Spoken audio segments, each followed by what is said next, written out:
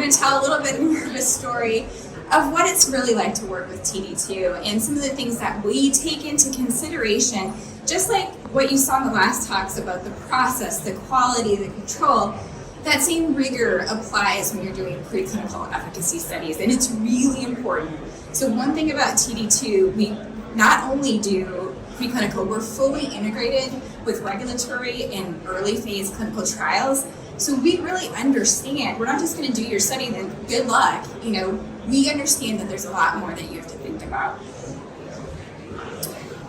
And the other reality is cell therapy is not a small molecule drug. It is way more challenging. There's so many more caveats and things, and the process that goes into these development programs. And so it can be really tricky to navigate. And so that's one of the things that we do is we just set the stage and we ask lots of questions when we work with you. Have you thought about all these different things? What model, what indication? Are you going into a rare cancer? And then we hear it. There's so many people here talking about the cells, right? They're so important, the viability, the quality, and understanding those. So we ask lots of questions about that. And then other things to consider when you're doing efficacy. We are implanting tumors into mice, and you need those tumors to grow. So how long is it going to take to do that and do your treatment, and the risk of the graft versus host? Here's just a schematic. If there's people that are not familiar with the preclinical mouse modeling process, it's very, very straightforward. As my colleague likes to say, you just stick a needle in a mouse and voila. So a little more complicated than that, but we grow up tumor cells in the specific tumor line that you're interested. We do engraft them into mice. They grow up, and then we split the mice into study arms, usually with your cell therapy treatment and then a vehicle control. So the model probably decision is one of the more important ones, because this data is really going to drive then how you continue to do your preclinical studies and develop your program. So, do you want to go into solid tumor? Do you want to go into a leukemia model? And they have very different dose ranges if you're doing a heme model versus a solid tumor. And then the overall tumor burden, and then their growth rates. So some types of tumors grow really, really slow. Some grow really fast.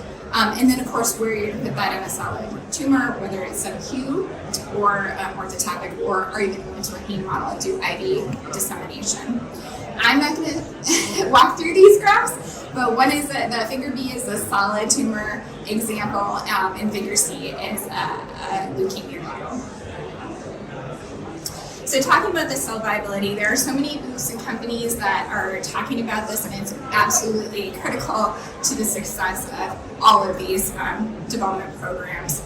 And so being able to maintain the viability during your freeze, thaw, and your washing, understanding that you're not, harming those cells, because as you've seen in all the talks, generating the CAR Ts or whatever cells are really, really critical and expensive and time consuming. And so the best way to make sure that your study is effective and efficient is to pay attention to the cells at all times.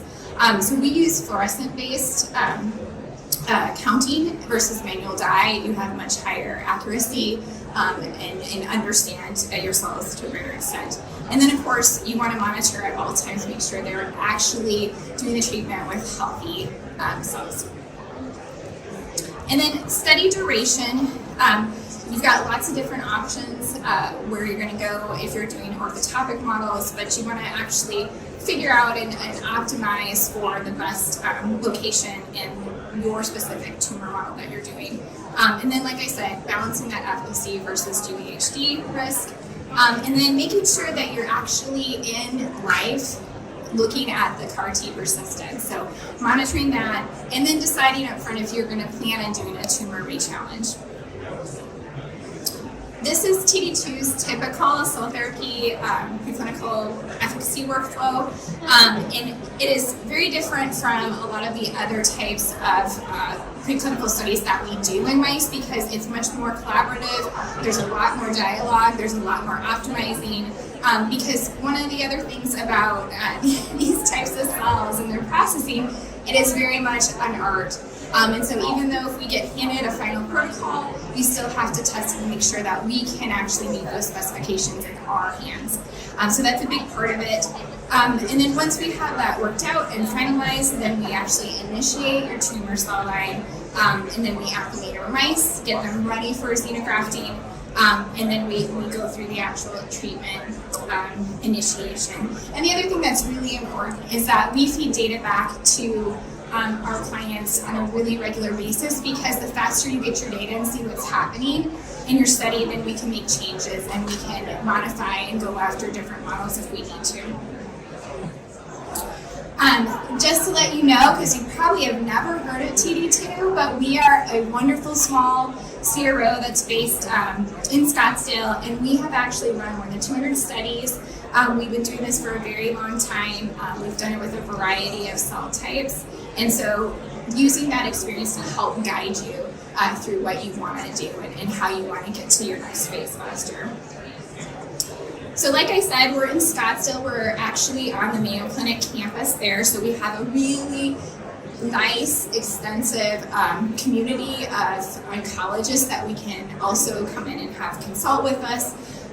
We have a large state-of-the-art vivarium, lots of in vitro lab space and DMPK space to run studies. And so I do want to point out that we have helped more than 80 companies at this point transition from being in the preclinical lab into their early phase trials.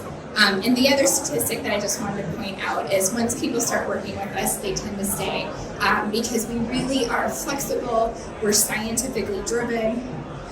We really do care about everyone's programs because we really do want these therapies to get to market and save lives. So the team really, really believes that. And so we're going to try everything to help your therapy get to the next phase. And again, come and talk to us. In any of the science questions, we will get those answered, but we're in booth C38. So.